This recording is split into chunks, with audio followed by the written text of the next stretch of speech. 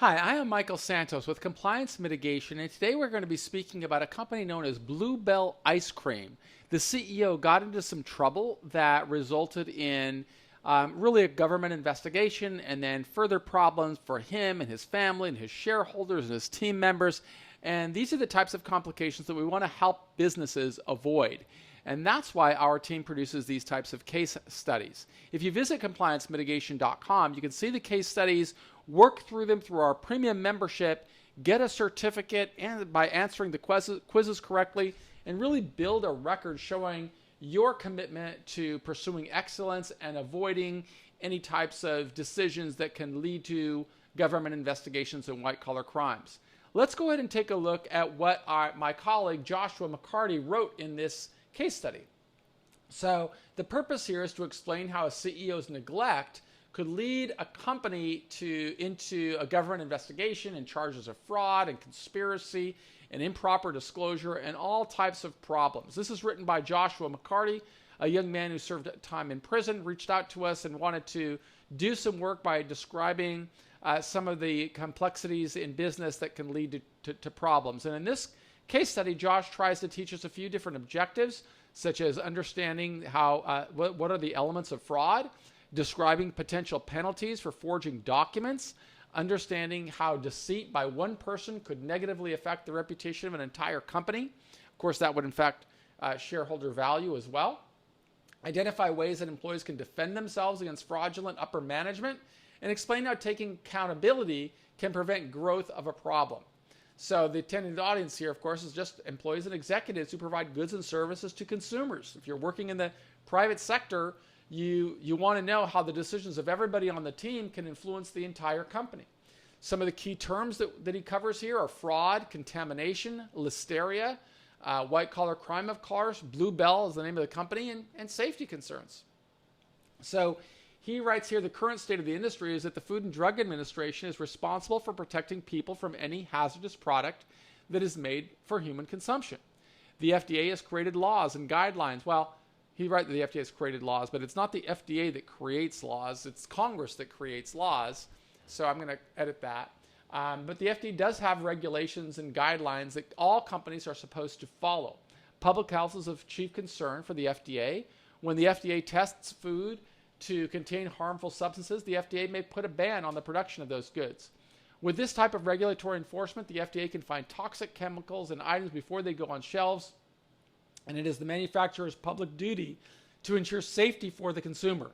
When an item is found to be harmful, companies can be held liable for both damages and potential damages that could have been caused by the tainted product. Unfortunately, some employees try to hide their mistakes, hoping to avoid consequences, and this can, of course, result in far more serious complications. Future state of the industry, of course, is we want people to understand how their decisions in business can result in significant problems and how government investigators are going to look at their behavior once those investigators start to make inquiries. So here's the situation. The president of a well-known ice cream company found himself in a quandary. He had tried to get his hand around a potential quality control issue at the company. He knew the problem could be dangerous to people's health, but would also cause the company a significant financial loss and reputational damage if the public learned about the problem. So he instructed his employees around the country to pull products from the shelf without explanation, hoping the problem had been contained to just a small batch. And this, of course, is an ice cream manufacturer. But it turned out that the company was far more widespread than he anticipated, and that led to some additional problems. Here's the background. Paul Kruse was the president of Bell Creameries, a popular ice cream company, and Bluebell ice cream can be found on shelves around grocery stores across the nation. Over decades, Bluebell had become a household name and a first choice of ice cream for many Americans because it's known for its high-quality ice creams. Bluebell's mission statement notes that they are committed to producing safe, high-quality ice cream and that they maintain high standards for production processes and cleanliness. Well, if those are the statement, then the company had better live up to that statement. Bluebell became aware of potential contamination of a batch of ice cream at one of its ice cream production plants. The company eliminated the dangerous batch and suspected the issue may have been going on for some time prior to the company discovering the problem. The company then began pulling the products from shelves across the country, just in case. But it failed to make a major public announcement, fearing that it might destroy the company's hard-earned reputation. Well, in March of 2015, several Blue Bell products were evaluated by the FDA. The results came back positive for Listeria, a foodborne bacterial illness that could be serious for pregnant women, for people over the age of 65 with weakened immune systems. Listeria could cause serious physical issues, sometimes fatal, and many customers were affected by this bacteria and admitted into hospitals. Mr. Kruse had knowledge beforehand of the potential for these contaminants within the ice cream products, but he refused to warn the public about the error. Kruse tried to hide the contamination by instructing his employees to pull the Blue Bell ice cream products from the shelves. Kruse believed that this action served as an extra layer of precaution, wrongly hoping that the Listeria issue had been contained to just one batch. The employees in grocery stores didn't have any idea why the Blue Bell products were being taken down, because Kruse never told them. He didn't issue a public statement or a warning about the possible Listeria contamination that he already knew about. The government brought criminal charges against Mr. Kruse due to his neglect and deceitful thinking, his deceitful patterns. The charges included numerous counts of wire fraud and conspiracy for his attempt to cover up the impure ice cream products that affected hundreds of consumers. Here's the analysis. According to the information presented in the press release, Paul Kruse knew that certain Blue Bell products tested positive for Listeria. Instead of announcing a recall and consulting grocery stores that shelved the Blue Bell items, Kruse deceived them and lied to them, hoping to cover up the company's mistakes. Kruse informed workers to take down the Listeria-contaminated products without any reason. State officials in Texas, where one Blue Bell factory is situated, advised Mr. Kruse that some of the company's products contained dangerous bacteria. And those bacteria could cause detrimental health issues for any person who digested the ice cream rather than aggressively responding to this health. However, this health concern, Kruse fabricated using deception to inhibit public knowledge of the outbreak. Consumers have a right to be protected from contaminated food products. Congress created the FDA to serve this very important function in society. The agency's mandate is to protect the health of Americans by ensuring that only safe and secure products be sold to the public. Any item discovered to be harmful must be pulled from shelves immediately and disclosed to the general public.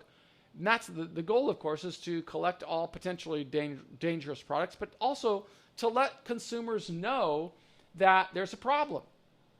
But Kruse, as CEO of the company, he just failed on this drastically. And as a result, he faced several white-collar criminal charges, and those charges exposed him to a significant period of time in prison. So Josh goes on to give some recommendations. I'm going to read them, and then I'll give my own commentary. The FDA's mandate serves to keep companies from harming the public and educate and protect consumers. Sometimes companies and employees face issues putting disclosure of a problem against potential financial loss. That was certainly the case here. For companies without a compliance program in place, deciding on how to address these issues can be confusing and unnerving. Because if the CEO is choosing a path of deception, what is the employee supposed to do? And undermine the CEO? And that, of course, can just bring a lot of conflicts. And it's certainly not going to endear any employee or CEO into the good graces of government prosecutors if they come around knocking. Poor decision-making can cause employees their jobs and possibly their freedom. The president of Blue Bell chose to avoid being open and transparent and disclosing what he had discovered. He had hoped that people wouldn't detect his really negligent or even criminal behavior. And as a result, he faced some significant charges that could very well land him in prison for a long time.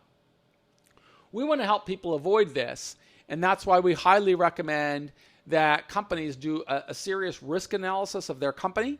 They should bring people in that have a background in knowing the complications that follow when government investigations go awry.